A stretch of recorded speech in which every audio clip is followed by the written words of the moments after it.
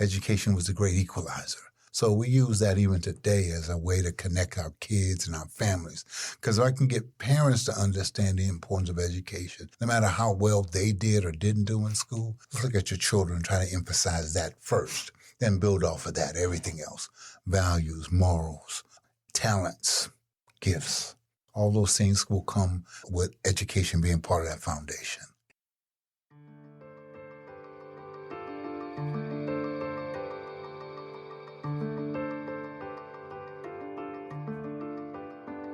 Welcome to the Nonprofit Podcast Network. Our purpose and passion are simple: to highlight the incredible nonprofits that make our communities stronger. Each episode is a chance for these organizations to tell their story in their words, sharing not just what they do, but why it matters to the people they serve, to their supporters, and to all of us who believe in the power of community. Through podcasting, we hope to amplify their voices, inspire connection, and give them one more tool to impact the hearts of donors, partners, and neighbors alike. Our work is made possible through the generous support of our partners. CapTrust, offering fiduciary advice for endowments and foundations. Western Health Advantage, a local, not-for-profit health plan that believes healthcare is more than coverage. It's about caring. CORE, executive leadership and comprehensive support services. They work in it so you can work on it. And Five Star Bank, a local, trusted advisor to community nonprofits for over 25 years. Our episode sponsor is Sacramento Venture Philanthropy, a community of generosity combining people, expertise, and capital for good. For 25 years, Roberts Family Development Center has been doing exactly what its name promises: strengthening families by surrounding children and parents with education, opportunity, resources, and a genuine sense of belonging. In this episode, I'm joined by co-founder and CEO Derrell Roberts and Bryant Wyatt, who leads the organization's family support services. We talk about how Derrell and his wife, Tina, built the organization around the extended family support they experienced growing up, and how that philosophy still shapes everything Roberts Family Development Center does today. From year-round after-school programming and the highly sought-after Freedom School, to mentoring, mental health services, housing assistance, and parent education, the organization uses young people as the entry point for supporting the entire family. Its work now reaches 7 sites, serving hundreds of young people while employing dozens of full-time staff members and college students. We also look toward the organization's future, including plans for a new technology center that will give young people practical exposure to the skills and careers shaping tomorrow.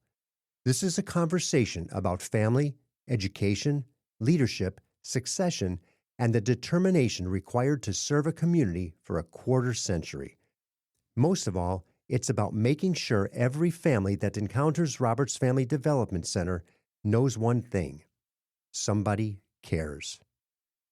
Derrell Roberts, Bryant Wyatt, welcome to the Nonprofit Podcast Network. Thank you for having us. Thanks for having me. And it has taken us a little while, hasn't it, Derrell? I'm thrilled to have you both in here. I know. We're happy to be here. The organization is now 25 years old. Congratulations. Thank you. And you co-founded it with your wife, Tina. Yep. Very recognizable names in the community. Tell us a little bit about what it was about family, Roberts Family Development Center, that got you started. Thanks, Jeff. First of all, appreciate you inviting us. It took us a long time because in some ways I'm always busy. Today, I was fortunate to have Brian come because originally the wife was going to be here and she had something she forgot on her calendar. So I'm representing really Tina Roberts. And interestingly, I just met Bryant for an event. Yes. It was good to see him. And next thing I know, he's sitting in my studio. There you go. I meet him and 2 days later, he's here. I've known you for 30 years. It take a little while. It's taken us a little while to get here. Well, we were together 2 weeks ago. That's right. And go to the ALF event. That's right. That's our common bond as well. There we go. We're great class 10. So, you just said the great class 10. I did. To the great class 30? I know. Class X. Triple X. Hey, there we go. We have another thing in common. Yeah. So tell us about the organization. What brought it here? So I think everything has to do with the families who raised us. And I have to say families with an S because both Tina and I come from a background where multiple families raised us. For her, it was her biological mom in Columbus, Georgia, to her dad, who relocated her and her older brother to North Carolina, then to Pennsylvania, where she, through her second mom, Miss Alice, Miss Alice became the Kool-Aid House. And she was that parent for the neighbors. And I came from the housing projects in New Orleans, where, first of all, New Orleans itself is a family town. And I have grandparents who had 12 kids, who 3 or 4 of them stayed in New Orleans, and they became the extended family, aunts and uncles and cousins who I grew up with. And because of that relationship, my grandparents played a pivotal role in my coming to Los Angeles. So I go from there to New Orleans to Los Angeles, where I went to college at Chapman, and every step was family related. My sister-in-law, Kathy, went to Chapman College, so I went to Chapman. I had cousins who were at USC, so I went to graduate school at USC, and I went to D.C., where I had family there, came to Sacramento. Now, Sacramento, interesting enough, had no family, but now I have family here. Roberts Family Development Center really sprouted out of the concept of extended and biological family that helped you along the way. So the joke is that it actually was called the Edmund St. Cyr Roney Howard Family Development Center. It really was. Go to Secretary of State, and a little lady behind the counter literally looked at me and said, "Oh, baby, that name's too long." Kept going to them, to put the name in as our nonprofit. She said, "What's your name?" I said, "My last name's Roberts." She said, "Okay, we're going to call it the Roberts Family Development Center." Well, no, ma'am, you can't do that because people are going to think it's the ego trip. Baby, people are going to think that anyway. So we're not going to worry about people. And it was literally, that's how we started. And it really became the idea of creating an environment where families felt comfortable. And today I think that's our stick. People feel comfortable, feel a part of what we do. And we probably feel a little different than other people, no matter what we're doing at whatever site we're at. It's the thought of family. And we're going to get into that too. That's an interesting story that I'll bet a lot of people don't know. Yeah. How it got to be Roberts Family Development. Yeah. So it pre-existed as a different organization. Well, by vision, the name was going to be Edmund St. Cyr, Roney Howard. Edmund St. Cyr, my grandfather out of Los Angeles. Roney Howard, my wife's grandmother out of Georgia. That's what we're going to honor Roberts. As you saw it. Yeah. Edmund St. Cyr, Roney Howard Family Development Center. I even had initial ESARH, Family Development Center, because the family meant everything to me. Yeah. And when we got together, Tina and I recognized the importance that family would play at our lives. Well, and it has. Thank goodness for somebody at the city to say, that's not going to work. She said, that's a little long, baby. That's what it was. Well, it's wonderful. And what a name you've created for yourself and the organization. Yeah, well, I think so. I look at the website and I see all the programs you offer and the depth of those programs. Give us an overview, so to speak, of what they look like, and then we'll get into a couple of them more specifically. We located in North Sacramento. We purchased the old Bethel Lutheran Church building that later on was called the Sons of Norway. So Norwegians, families who lived in the area, bought the old church in the 60s from Bethel Lutheran Church, which it had been since before that, the 40s. And they bought it and they created an environment where their children were raised. So the Norwegian families used that community center as the hub for their neighbors and their activities. They had activities, they had lutefisk parties, the Norwegian delicacy that smelled like stinky fish and kittens. It did. Dear Lord, that was the smell that we had in the old annex, our present computer cafe. But the old church was Bethel Lutheran, and the house that we have some of our administrative activities, that was the old pastor's home, and later the caretaker's home. So over time, that area of town, we've used North Sacramento as our base to provide Roberts Family Development Center. Traditionally started with education activities because Tina and I both believe that education is the foundation. And from where we came in the South, education was the great equalizer. So we use that even today as a way to connect our kids and our families. Because if I can get parents to understand the importance of education, no matter how well they did or didn't do in school, let's look at your children and try to emphasize that first. Then build off of that, everything else. Values, morals, talents, gifts. All those things will come with education being part of that foundation. And starting, obviously, with the child. Oh, yeah. But the child is a part of that family. Yep. And the more you can encompass the family into that process, the better that child tends to do as well. And that's what it is. And we really saw that as the simple approach to what we saw growing up worked. If we had parents engaged in whatever it was for kids, usually parents wanted the best for their kids. Every parent wants the best, wants better for their kids than they got for themselves. So that being said, we went about the business of including the parent in whatever we're doing. Education. Come on, we have a monthly parent meeting to make sure you know what's going on education-wise. Not every parent uses that for that purpose, or we even do free dinner. We say free dinner because we want to make sure you don't have to cook that night when we have the parent meeting. But use that as a way to connect you to what we're doing. Guest speakers, including folks like Bryant, who handles our family support services, bring in what we offer to families within Roberts. Those services that we provide, we offer that as information for their regular parent meeting. Well, it goes from family support services to finance workshops. It goes to information on savings, information on investing, information on mental health services that are available. All those things that we think people need to hear and see, we try to bring that to the table once a month for parents. So we do that as well. Once a month? Yeah, because the whole idea is to get parents connected to what's happening to their kids. Okay. In the element of doing all that, first of all, that's a lot of work once a month. It is. How many people do you usually have attend? Oh, anywhere from 10, 15 folks, sometimes as small as 5, sometimes as many as 20. Sure. Depends on the topic, depends on how much effort we put into getting parents there.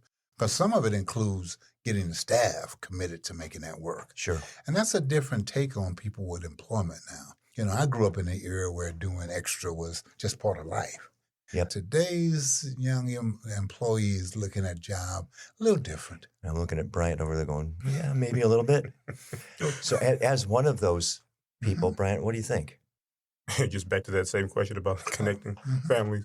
To answer the question regarding the importance of connecting families, we know that we utilize youth as kind of the entry point to the family, right? Because we believe in serving the whole family holistically. And so, getting families to be a part of that setting is very important. That's how we make sure families are informed of resources that are offered, opportunities that are available in the community, keep them informed of what's happening politically in the community, things like that. So those settings are very important to what we do overall as an organization. But to answer the question about my generation and those coming up, yeah, there's a little bit of, I think, a different idea of, what we do. But, I think one of the things that we always talk about, even in our staff meetings, is that this isn't just a job. If you just want a job, this isn't the work for you. Like, this is hard work. This isn't about numbers and a paycheck that comes with it. But, Sure. There are lives and there's young people, there's families that are connected to the work that we do. So we have to be very intentional in the stuff that we do to make sure that our families receive the best from us. And Derrell, in the programs, what's the most popular? Tell us a little bit about Freedom School. So Freedom School, probably that visible piece that people hear about, especially now, summer months especially. But our after-school services are the services that most people get to know us first with. All year long. Whether it be all year round. So our after-school services are typically at our center, but we also go and have contracts with school districts to serve on school campuses. So in Roblo, we're at Main Avenue Elementary School, Taylor Street Elementary School, and Glenwood. And the Natomas School District or at H. Allen Height Elementary School District. And each of those might serve anywhere from 30, 40, 50 to 160 kids in H. Allen Height. Grant High School, there's anywhere from 60 to 100 kids we touch every day, in terms of after school setting. But typically those same kids hang with us year round. So you find that those same kids are staying out of trouble, doing better in school, or seeing opportunities that they wouldn't have seen otherwise. Tomorrow they're going to Folsom College. Last week they were in San Francisco at the Valkyries Arena, and we had our Freedom School summer finale there, our Day of Social Action. And Brian mentioned politics is an important part because Freedom School is really about the Freedom Riders era. We take that and the vision of college students working with young people and working with the community And we use that vision that was created by Marion Wright Edelman with the Children's Defense Fund, our national partnership, and we make that what our kids focus on. So today it happened to be the Maggie Carell, the assemblywoman from our area. She was the read aloud guest this morning. Our read aloud guest at another campus was Mr. Van Buren, the music director at Grant High School, the drumline, the internationally known Grant drumline. Then, another place is Dr. Williams, political scientist out of Sac State University. Those are the people we put in front of our kids because we want them to be exposed. I'm going to tell you, one of the things that people don't realize is many communities that are considered at-risk and under-resourced are those that don't have exposure to the things that we just take for granted when we don't live in those neighborhoods. Heck, why you worried about that? That's not a problem for us. Our park's always kept nice. Our schools are always kept up to date. Well, if you grew up in a neighborhood where you're at an older school, renovation at Twin Rivers, man, is a big thing. And to the credit of the outgoing superintendent, Steve Martinez, that's what's been happening at Twin Rivers for the last 5 years. Updating facilities, building new facilities, building spaces for our kids, exposure opportunities to quality resources for our kids. All those things matter. Oh, and it makes a statement to not only the kids, but the community at large, too. It does. Okay, somebody cares. Yes. Somebody cares about that person or that community, so you too should be an investor. Right. See, people don't realize many things that happen in our city happen when people look at where do I want to invest next? Where do I want to not just make money, but making money, of course. You said, where do we want to enhance what's happening? Downtown rail yards, you look at it, trust me, it's going to start coming down Del Paso Boulevard. So people there, we often tell them, hold on to your property for a few minutes so that when you sell it, it's worth something, because it is worth something. Yeah. But also start looking at the and it does not have to be simply apartment complexes, but apartment complexes throughout our city are popping up. West Sac, Natomas, you name it, apartment complexes are popping up. And if you don't believe me, all you got to do is go down. What's the street? Brian Silver Eagle runs into. Is that Truxell or San Juan? San Juan. Go out San Juan, old San Juan, going like you're going towards the airport, and look to your right and your left and see all the apartment complexes. Everywhere. Yeah. So, that's just what's happening. That's because of the need for housing and the fact that not as many young people can afford to move into new homes the way we once did. Well, and the beauty of that, too, it creates jobs. Yes. It creates opportunities. And back to your point of the children seeing the people engaged, that they can do this, too. Oh, yeah. Because the people look like them, they speak like them, they came from communities like them, and they say, hey, I never knew that was an opportunity for me. We make sure that our kids see staff that looks like them. Yeah. That came from not just their neighborhoods, from other neighborhoods and chose to come back home. Brian went to, where'd you go to school? Chico State, CSU Chico. Left, came back. His son goes to Alabama A&M. Now, some may not ever come back, but we have a couple of Alabama A&M graduates who come back to Roberts Family Development Center after being exposed, after seeing other things. They now help us lead Roberts. 7 sites? You're on 7 different sites? Right now we're at 7 different sites. Might be an 8th site if the Washington School District superintendent is listening. Superintendent, we're looking forward to continue our partnership with you after this summer. That was a shout out. Oh, yeah, yes, definitely. Absolutely. Dr. Hilda's doing an exceptional job, and we'd love to stay as a partner year-round there. We would. And we do appreciate Dr. Hildred. By the way, Class 30. Sure. I'm going to have to remind myself. That's another entry. Another reason to say, hey, Class XXX. That's right. XXX, all right. Is there a program that you would say has the greatest demand on it? Is it the after-school program? What might you say is the one that you see the most influence from the community on? I think that, absolutely our expanded learning programming. Freedom School, high demand program. We usually have a long wait lists after we complete enrollment. I primarily spend my time on the family support side. So what we're also seeing is an increase of folks who need financial assistance. So we do have some programs that kind of help, especially around homelessness and housing. Trying to avoid homelessness. We're seeing a lot of demand there as well. So we have some program that's able to assist there. And then another one that I'd say I'm seeing an increasing demand on is for mentorship. A lot of families are expressing need for mentorship for their young people, just that additional support, just have another person to kind of, again, exposing them to, some different folks. Marion Wright Edelman said, you can't be what you can't see. Yep. We're trying to, again, going back to that thing of exposure, trying to expose our kids to some, people that they can aspire to be like. So I think those things are important, and those are in high demand right now. And you have a threshold. I mean, there's only so many people you can serve. You can't. It's not unlimited. It's unlimited if you're saying the amount of funding. So it is limited by amount of funding. But the reality is, even Freedom School and our after-school services, others can do it.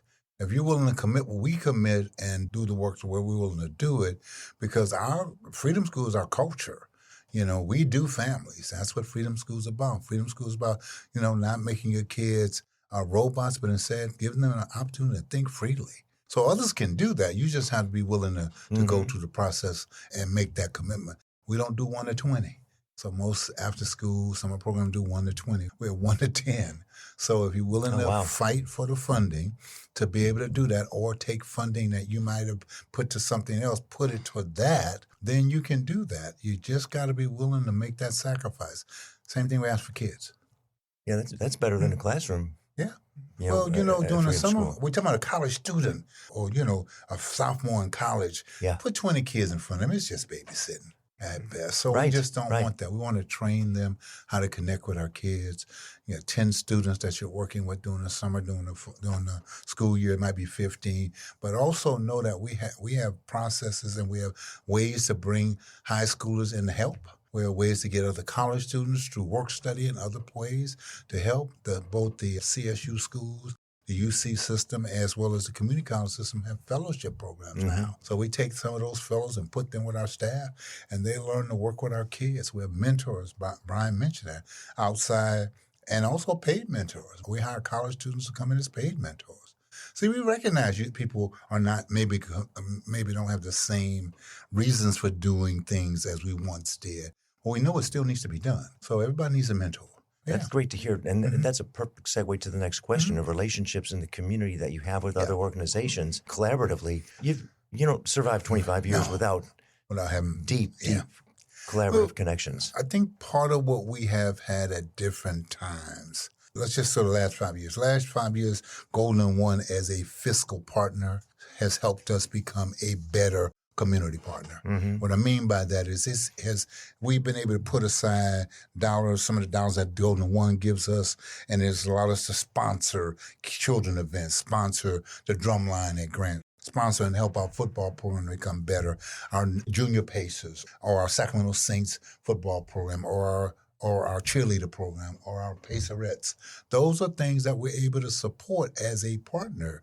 We are looked on, and to be honest with you, it's not always the best place to be at as a nonprofit, because people give us dollars and they have to believe that we're doing it for the right reasons. They trust us that if we're spending money with the football program, there's a reason we're doing that. It's because we're trying to save as many of our kids, even the ones that are not going to be Division I, Division II football players. Right. We still want them to think about the importance of education. So our supporting that program says to the kids, the community at Roberts cares. And we're part of their bigger extended family. So that's who we are. And that's what we have become. Partnerships include the Sacramento Urban League Mutual Assistance Network, Stanford Settlement, Neighborhood Wellness. Those are just the organizations that, through Golden One, that partnership has allowed us to become stronger as partners. We're still working on it, too. And I know Golden One made a huge commitment to that Del Paso Heights area. Literally, that's pretty much that is their commitment for Sacramento. It all went there. Their CRA commitment. Yep. And to be honest with you, that has made others more sensitive to our neighborhood. The Regional Foundation has begun helping. Brian mentioned our work around homeless, or work about parents who have emergency needs. We've had anonymous donors come to the Regional Foundation and say Del Paso Heights matters, North Sac matters. We have 3 or 4 organizations that we see you're doing the work. Here's some additional funding. Here's $10,000, and for a nonprofit to have $10,000 that you can put to something unrestricted, that's important, or if it's restricted, it's to an area that you have as a need. They don't tell you how to spend it, but just spend it in that area. So whether it's food or facility, rental assistance or something like that, you have it for that purpose. Problem is that's limited, so it runs out. And unfortunately, people have more needs than we often have money to give to them. Well, you're doing a great job of just leading right into the next question, which is funding. We'll continue the conversation with Derrell Roberts and Bryant Wyatt of the Roberts Family Development Center right after a few brief messages from those who make our program possible. I'm James Beckwith, President and CEO of Five Star Bank. We're dedicated to supporting nonprofit organizations who advocate for the strength, resilience, and vitality of those they serve. When nonprofit organizations thrive, our community does too. By supporting the Nonprofit Podcast Network, Five Star Bank is amplifying the voices and meaningful impact of our nonprofit community. We're Five Star Bank, a trusted nonprofit partner. How can we help you? We are really excited to be part of the family and contribute to the work that you all are doing. CORE provides fractional and interim executive services, along with comprehensive back office solutions that go into our client sites and do the work to give them the capacity they need in order to move through transitions, whether that's planned or unplanned. Or companies also work with our accounting and finance, back office solutions, human resources, technology, and administration. The reason why our back office solutions add value is because we save them time and money, anywhere from 20 to 30% of what they would spend on that back office solution. We work in it so they can actually work on it. CXORE.com and contact me directly at DTEAT@CXORE.com. If you're interested in learning more about how CORE may help your organization, visit CXORE.com. Hello, this is Scott Thomas with Cap Trust in our Sacramento office. I specialize in working with local nonprofits and associations. Annually, we survey private and public nonprofit organizations across the country to better understand challenges they see in today's environment. In our more recent survey, we heard concerns about proper board governance, mission-aligned investment, and how to implement alternative investments. If you would like a copy of the survey or to discuss your organization, look me up, Scott Thomas at captrust.com. At Western Health Advantage, healthcare isn't just a service. It's a shared value. As a nonprofit leader, you need a health plan that understands the importance of mission-driven work.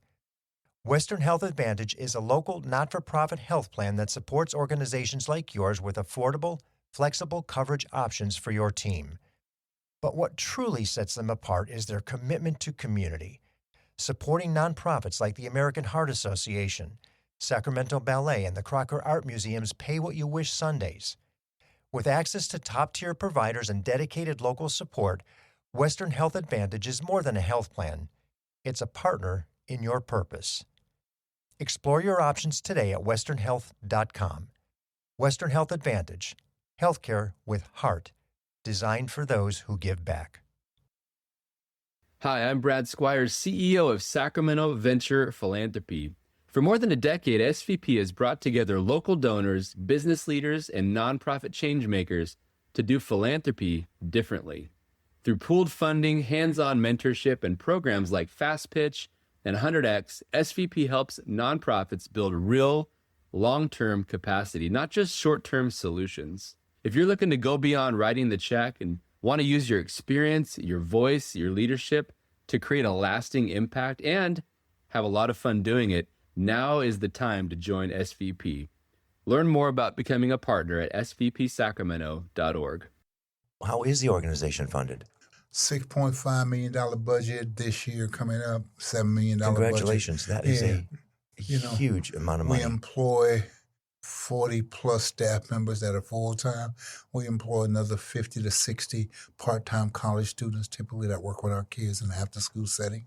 But as an economic partner in our region, we try to look at ourselves as a business that employs and serves and provides support to our community. Our track record of success has been rewarded by contracts with the school districts. Our track record of success has been rewarded. So basically fee for partners, service. yeah. So you're not liable to some of this federal grant money, which I'm sure there's a little bit of it. We've had some challenges, but not as many as others. Yeah, that's great and to I think hear. it's fortunate that we have had those relationships with the school districts, hoping that it continues. But more importantly, so we need to just stay successful. That's the partnership we're talking to this college students. Look, show up to work, be on time, do the things that need to be done, because we are expected to make sure our kids are doing well. Our kids stay engaged in school. Some kids come to school just to see the after-school team leader. I mean, it may sound crazy, but they do that. And if that's the reason they come to school, so be it. It's better than some options that they might choose. Is that it? Otherwise. So, Bryant, from your perspective, 4 years you've been with the organization now? 4 years. Versus 25, and I want to come back to you in a second. 4 is relatively new, so you see it in this iteration. What do you feel from the community? What do you, and I mean it really from a visceral feeling standpoint, not some just, yeah, we see this, but what's coming back from the community about the programs that you got? See, I just happen to live in the community that I serve in, so I live in the Paso Heights community as well. And so for me, it's nice to, again, working on family support services side, assisting families with things like mental health services, again, connect you to utility support, other financial supports, case management, things like that. And so for me, it's always nice when I go to I encounter our community members at the store, and then they have great things to say. They're always, waving at me, saying hi and things like that. That's always good. Just to know that we're making an impact to where when they see me in public, it's a positive interaction with a thankful.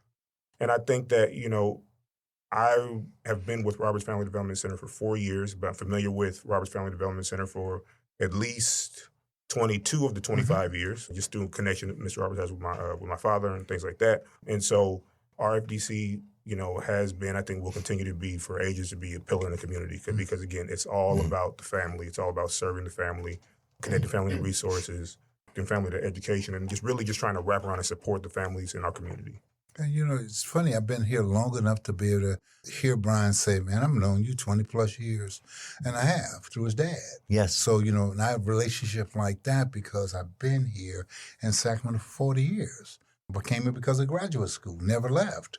But those relationships, whether it be at the Capitol, whether it be in Oak Park, whether it be through basketball, through education, those opportunities were things that I was afforded in my own development. So for me, it becomes natural to happily say, "Ooh, I got Bryant Wyatt." There's an understanding that he gets it, and I jokingly said to him, "He's a PK, preacher's kid." Correct. Well, there's a real good side to that because there's no question he knows what we're trying to do at the heart of what we do. So, and that's the part where for us, trying to get young people as the new leaders, because I'm not just talking about young people, I'm talking about future leaders. The right people. Yeah, and it's future leaders because we have, right now at our place, we have at least 5 to 8 staff members who are former legacy kids. They been with us since elementary school, junior high school, and then 25, 30 graduated from college, still graduating from college. They're now in leadership roles. So they get us from that 10, 15 years ago. This morning, while Maggie Krell is reading to the kids, there's a little girl who was up in the front. Her dad was one of the first 13 kids to ever participate with Robert Family Development Center 25 years ago. There's Santana Moody. There's his baby girl up front, and Brian's baby girl is there at another site. And it's just that. And it's recognizing that that's the family that we always talked about being to others, the extended family, so that there is a common value, common understanding, common language we use. We don't do a whole lot of cussing. We don't do a whole lot of yelling because it's not necessary to communicate. Let me ask you something over the course of the 25 years of the organization, different from Bryant's perspective. What have you seen? What's changed in the community to where it is today? Well, it's interesting. Every 5 or 10 years, organizationally, we've had to change because our community has changed. The needs might have increased, so we had to up our game. Or we had to be more consistent providers of services. We had to be ready to pivot when COVID came along. We had to be ready to expand when No Child Left Behind came along 10 years before That's that. right. Each of those steps gave us an ability as an organization to improve based on the needs of not just the community, but the organizations that we're partnering with. Certainly school districts are looking for partners to work with. When the Fed said, oh, well, no, we're going to give you all that money back. But now you need to make sure that you are doing the job that teachers don't want to do, after-school programs, summer programs. So we stand in that space where the need is. So we've been ready to do that. But I'll also tell you, even the darkest days, we had to learn from tough times. So you go back 5 years ago, we got beat up. Some of it was political because, we were looking for the city to spend money on youth development. And I still will argue with that. That's the way to go. Developing more, investing more in our young people. In the children, yes. In general, just what's needed, because prevention is key. It's all the dollars you spend after the fact is just that, after the fact dollars. If you can prevent some of the challenges, some of the ills that we talk about having to deal with, in family support services and others, if we can do that up front and deal with them and make sure that our kids are ready, our families are ready, our communities are ready, that to me is the better approach. Now, when we were once attacked 5 years ago, one of the things we had to do is just admit the fact we had to strengthen our back of the house. So we're a full-time director of finance now and a part-time staff member to work with her. As an organization, as you grow, not just the community, not just the services, but the organization itself needed to grow. In order for us to keep quality people, we had to pay more money. It's a business. It's a business. You want quality folks to stay with you. We want Brian to stay another 6 years, so that 10 years down the line, whether I'm there or Ms. Robinson, and we won't be there. We won't. I won't know 3 years from now. Looking at you at 10 years, you still got it in you. No. It's not about me having it in me. I think it's about time for somebody else to take that to the next level. Different perspective. Yeah, and that's it. Yep. And it has to be that because, you got to remember, if I am 20 years plus older than Brian, that means I'm 40 years older, youngest staff member, and sometimes 50 years older than the high schoolers. Yep.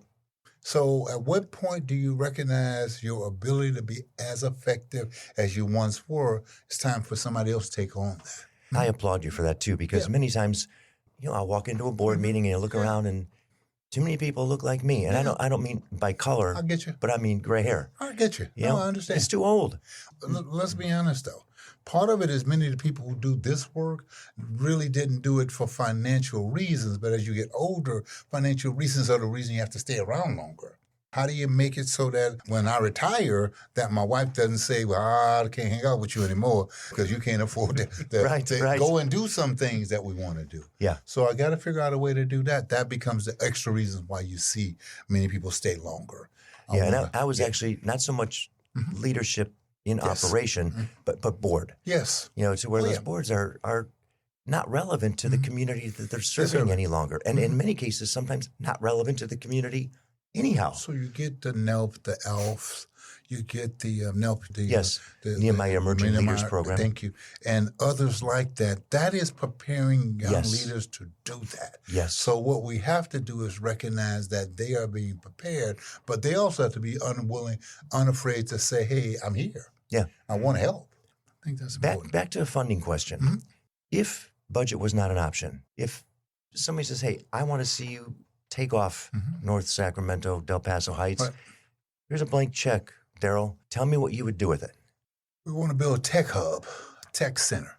The future is technology, and our kids need to understand it and be able to embrace it through actual practical experience. So we recently bought the property next door to the warehouse that we've been parking our vans at, and we're going to take that and make that a 11 to 12,000 square foot tech center. We have some seed money that we got from the federal government through Congressman Ami Bera. We're looking at funding from a few sources to be able to raise up to $12 million over the next 3 years to build that. And that, again, becomes part of my I'm out of here. I just heard that 3 years get tied together there, Bryant. Now I see. There's a reason. And part of what it is understanding, not just for myself, but for everybody else, that it is important that we talk about the future and who's going to lead our organization in the future. Can't be me. Can't be my wife.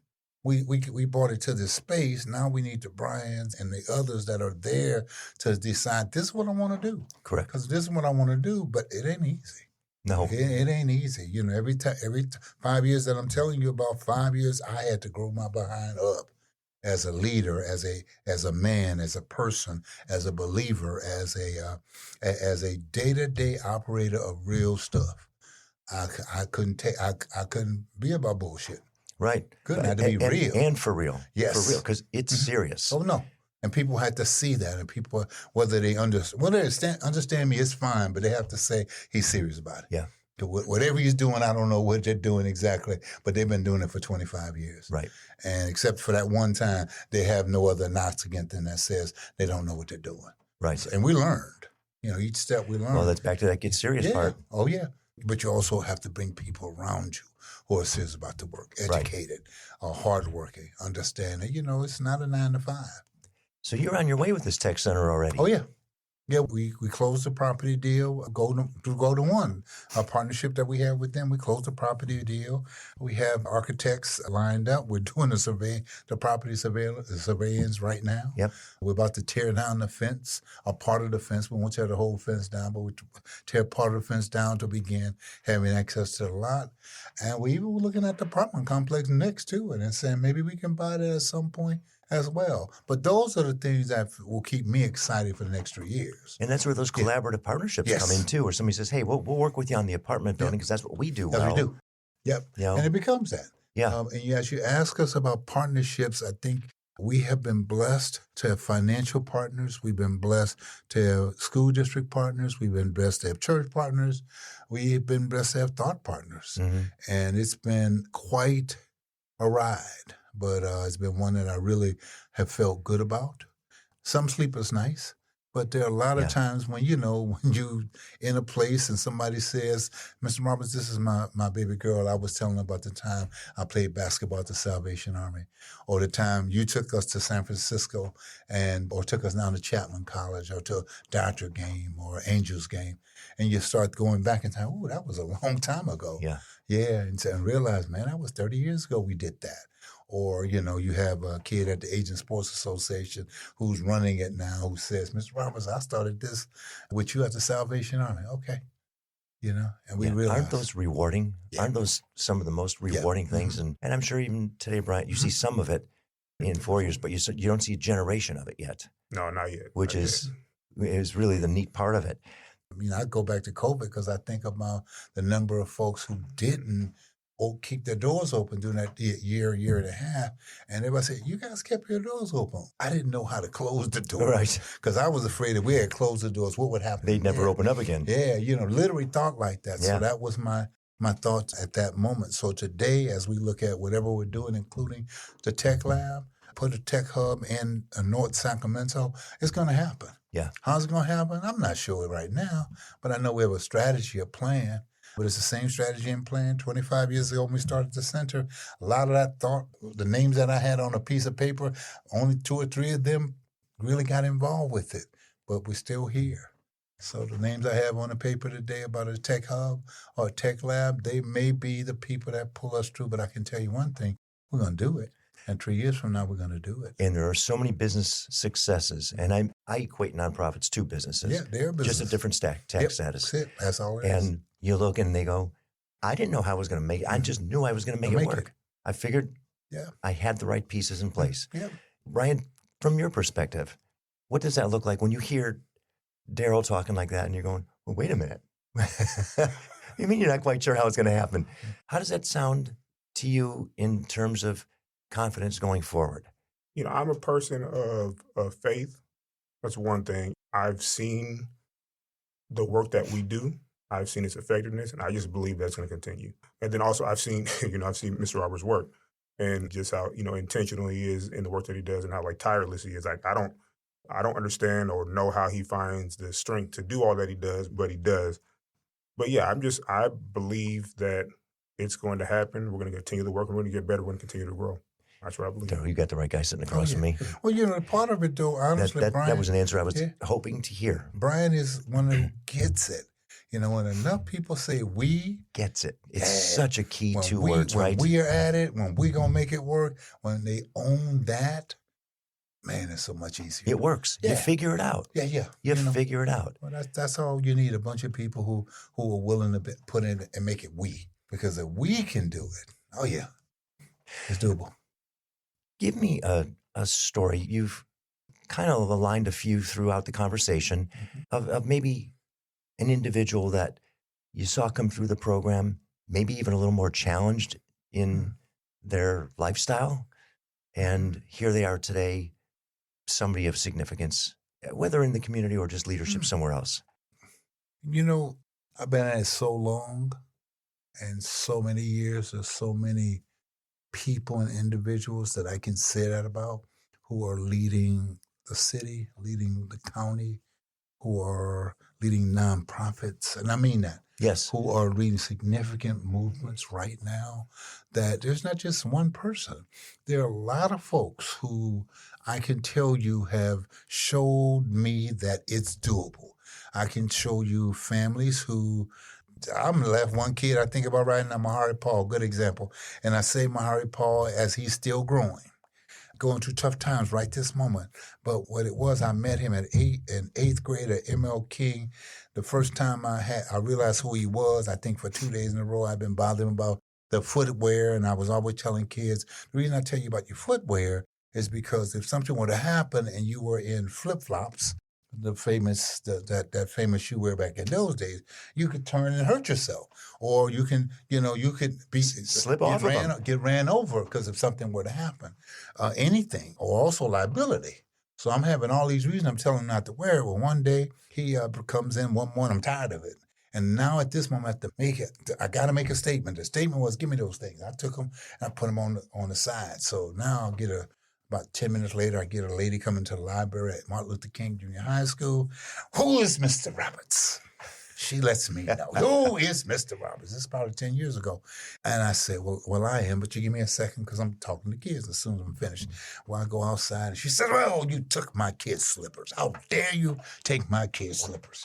And, she was rather angry. But at that moment, her boyfriend, he said, wait a minute, he took what, those flip-flops I told him not to take back to school?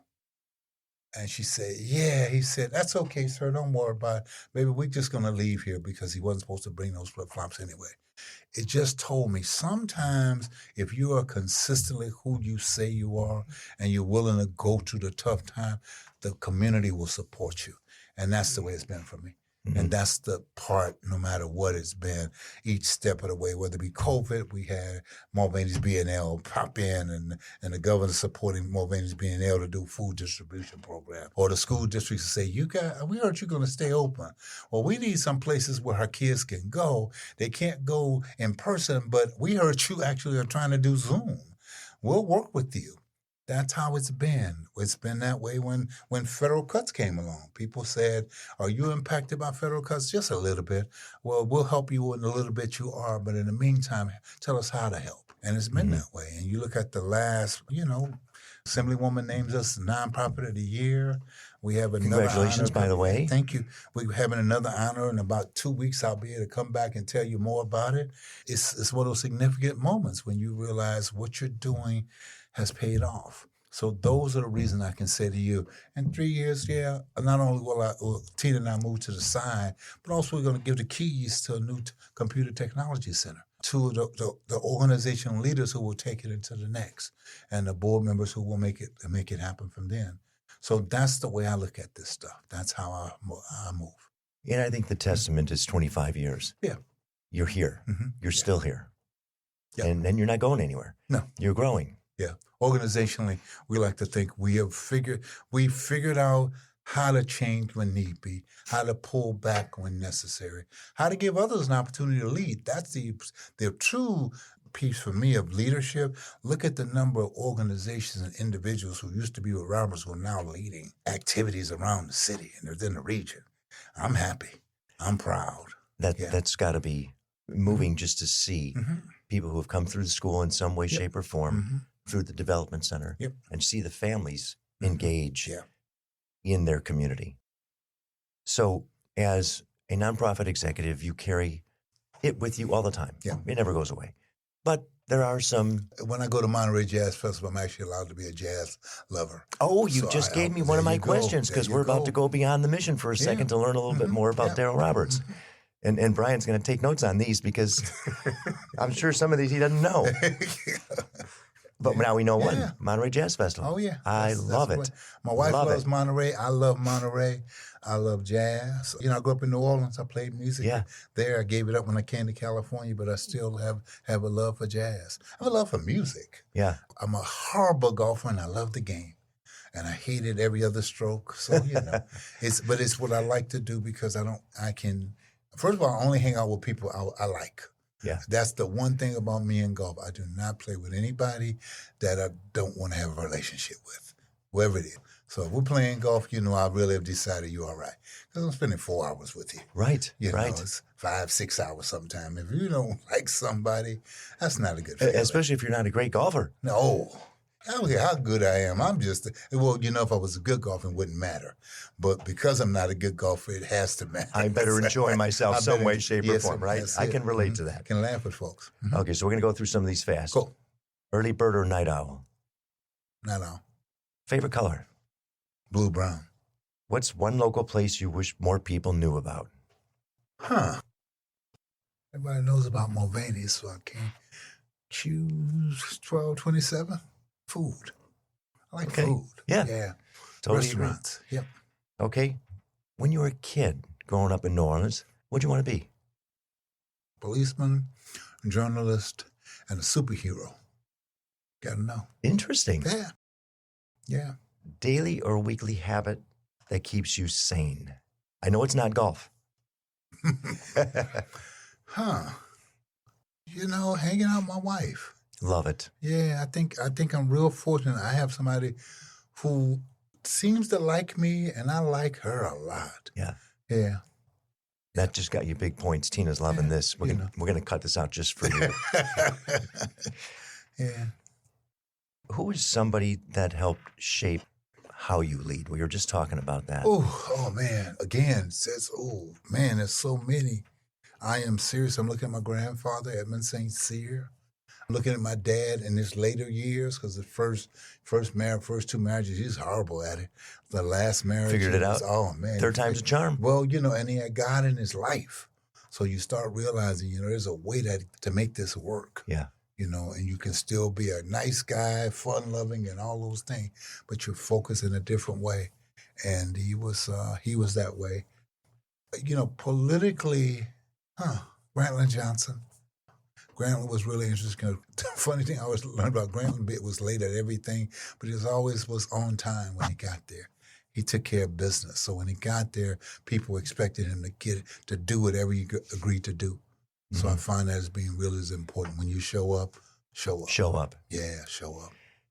What do you hope people feel after spending some time with you or the organization? What do they take away? That we care.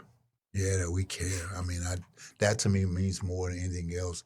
Sometimes I get challenged by people who don't understand that's the simple stuff. It doesn't take a whole hell of a lot. Sometimes it just takes to understand what a person is going through, and I recognize for me to have all these rules and I can't do this or I can't do that, when all a person really needs me to be able to say is, I care about what you're trying to say, what you're trying to do. Let me see if I can help you. And then last one, what are you grateful for today? I am grateful that I came from an environment that many people didn't think it's possible to do well from. And through each step, and again, it goes to family, through people, extended and biological family members helping me along the way. And it's made it really easy for me to be willing to help people along the way because the example was there. So having those examples of what it's like to be helped. Yeah, I'm grateful for that. I really am. I'm really grateful. Now, if somebody wants to support the organization, what's the best way for them to either get in touch or learn more? You can go robertsfdc.org, www.robertsfdc.org. If you really want to do it, robertsfdc.org/donate. And, because that's the part that people don't get. Whatever you hear me talking about, it costs. It costs to serve. It costs to provide mental health services. It costs to provide food. Great employees. It costs to have. Oh, hell. I mean, it's, to keep quality people. Yep. And that's key. So for me, I would rather, and I talk to anybody who's thinking that they'd rather go someplace else. One, I'm going to tell you the truth. Very few places you're ever going to meet where persons care about you as a person. And we will tell you we care about the people who work with us. Not work for us, work with us, because that's what it's about. Once they get to that point, they're working with us. It's that. So finances, wife and I laughed about that. That's what people hear from us. They say, you're always begging. Let me tell you what I am. I'm a professional mendicant. Patrick Mulvaney's dad, Jim Mulvaney, used to jokingly say to me, being a biblical beggar, a mendicant, being a biblical beggar was the one thing about me that he liked. He said, because when you approached me about funding support, it was for all the right reasons. And you never said anything about you. I said, well, I didn't think I was supposed to say anything about me. It was about who we were serving. So for me, that's what it becomes. Somebody said, oh, you'd be a great salesman. Nah, I couldn't sell anything to anybody. And, but when it comes down to this work, it's easy for me to explain to people why it matters. Yeah, it's a belief. It's not a sales pitch. No.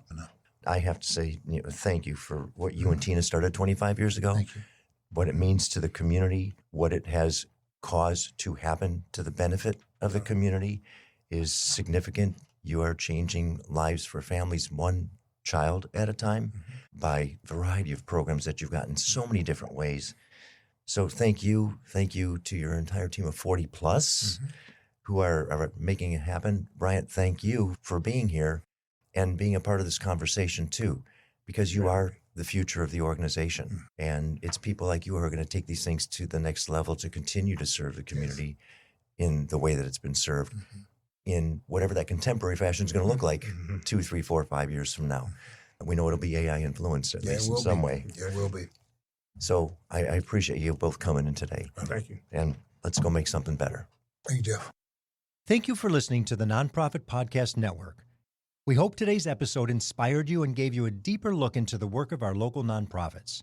If you believe in our mission to amplify their voices, please take a moment to leave us a positive review and share this episode with a friend. It helps more people discover the incredible work happening in our community. Don't miss future episodes. Subscribe to our weekly updates and monthly newsletter at nonprofpod.com. And if you're a part of a nonprofit that would like to be featured, we'd love to hear from you. Just visit the Guest tab on our website. The Nonprofit Podcast Network is recorded and produced at Hear Me Now Studio with generous support from our partners, CapTrust, fiduciary advice for endowments and foundations, online at captrust.com. Western Health Advantage, local care with community impact. Find the plan that fits at westernhealth.com. CORE, executive leadership and comprehensive support services. Visit cxore.com. And 5 Star Bank, a local trusted advisor to community nonprofits for over 25 years. 5starbank.com. And finally, our episode sponsor, Sacramento Venture Philanthropy, a community of generosity combining people, expertise, and capital for good. svpsacramento.org.